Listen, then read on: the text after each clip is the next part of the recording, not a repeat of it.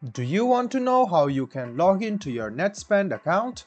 If yes, then this video is specially for you. Hello and welcome to Tech Basics. It's your host back again with yet another interesting and exciting tutorial video. In this video, I'm going to teach you how you can log into your Netspend account. Go ahead and open your Chrome OS browser and go to the Google search bar and search for Netspend login. Click on this login option, which you can see on the first link. It will lead you to the official login center or account center of Netspend Small Business. This is the official login portal of Netspend. Go ahead and write down your username, your password, and click login. After that, you will successfully log into your Netspend account. If you want your browser to remember you the next time, go ahead and click remember username.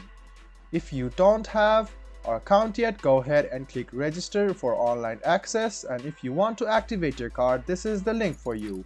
If in case you have forgotten your username or password, these are the two links with which you can retrieve back your account.